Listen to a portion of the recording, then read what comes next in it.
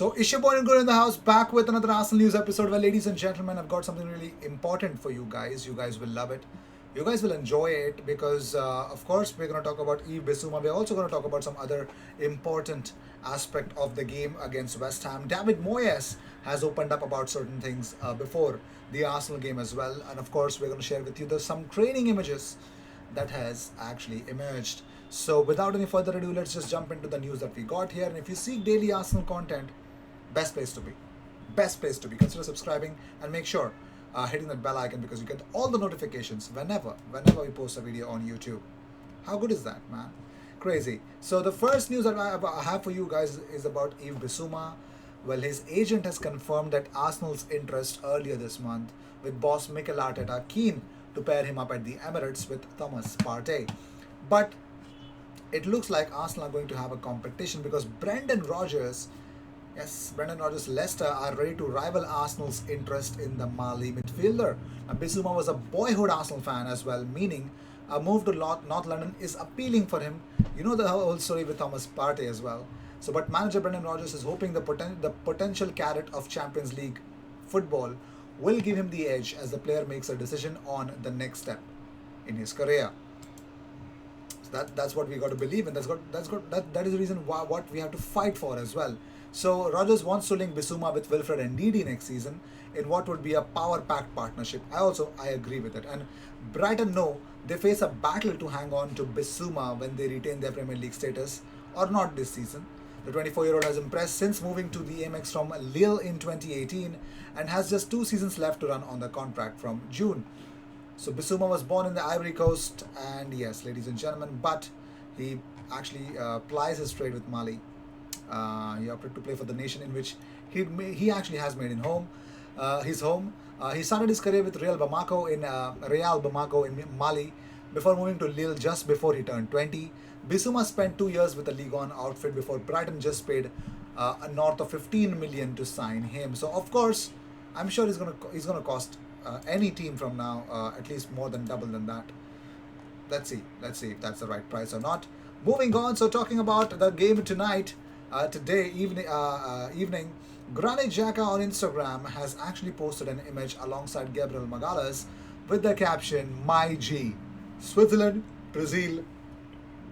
Yes, that's what he's trying to say. So yes, Switzerland x Brazil they're loving. They're really a formidable partnership that is actually brewing at Arsenal. What makes it happen? I don't know, but it just looks so good when they both play. It just is like that. Nothing else to actually compare and speak and actually fight for at the moment. So moving on. So Arteta says about the game. He says it's not about playing all the young players in every game, but we are putting a plan together. So they have space around the squad, space in the team, and we have the right flow between the players so they can become really important at the club. That path is being created. Now, did you know that Sead Kolasinac is actually playing in central midfield for Schalke? Yes, he is, and that's a very surprising aspect because Dimitrios Gramozis was asked, why does he play Kolasinac in central midfield? So he said, Sead is a player who plays with power. I feel he loses some of this energy when he plays on the flanks.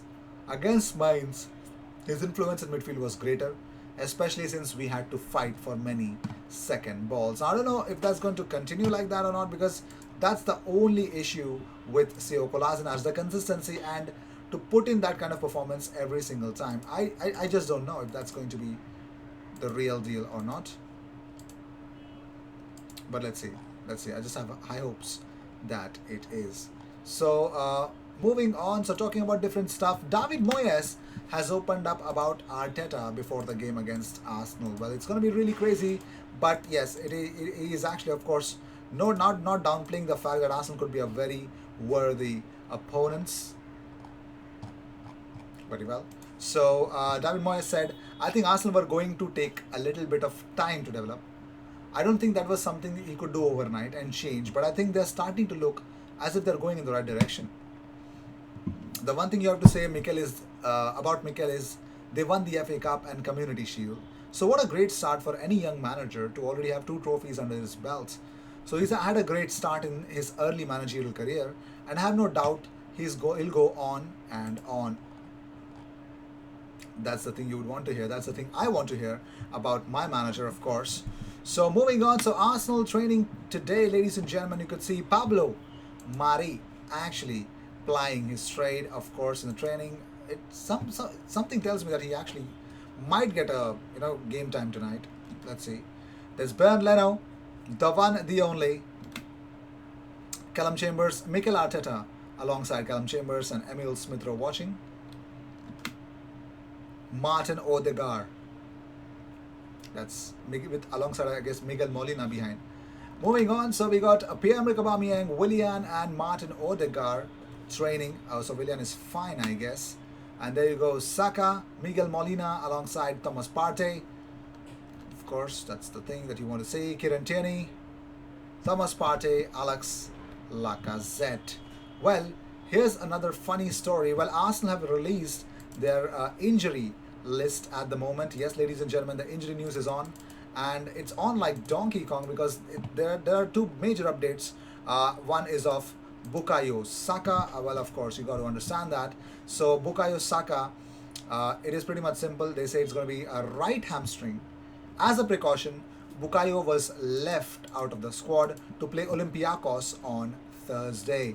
Yes, during this week, Bukayo has responded well. That's the thing that they're actually coming up with, and has responded well to the treatment, has participated in training, and is now available for selection. And about Willian, well, it's pretty much simple about Willian. He's recovering well, and yes, he has participated in training, and yeah, so he's available. So also Charles Watts has come up with an update at goal.com.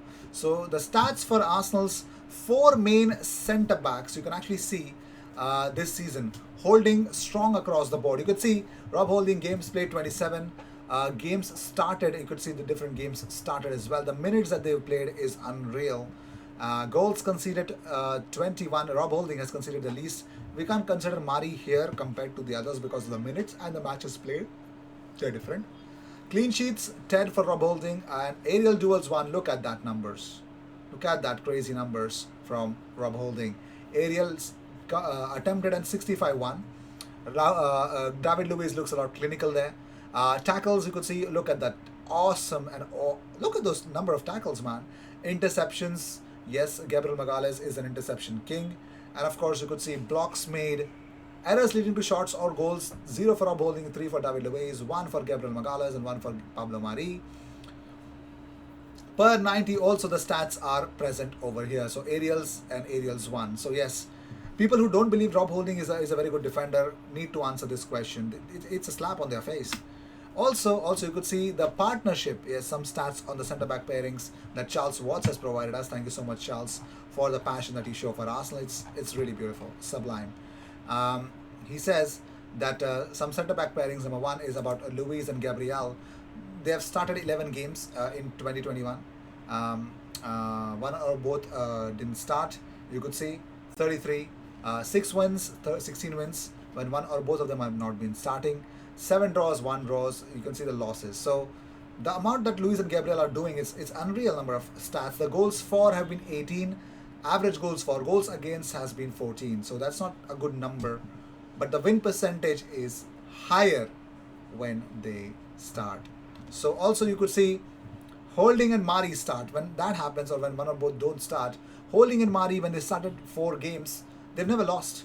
They lost once. Sorry, I just got carried away there. We lost once. We've won 3 games. Goals for 8, conceded 2. Conceded 2, and the win percentage is damn 75%. But when one or both of them don't start, while the win percentage is down, the goals against is more, but goals for is 62. So, the things are that it's all the stats are of this season. So, in my opinion, Gabriel and Luiz are currently making a lot of sense, and I'm pretty much sure that should go on like that. It just should. Well, yeah, that's what I feel. So, what are your predictions about Arsenal versus West Ham? Let me know in the comments what you guys feel about it. I believe it's going to be a 3-2 victory for Arsenal. Let's see if I'm right or wrong. So with this, we end this episode. Thank you so much for tuning in. If you seek daily Arsenal content, best place to be.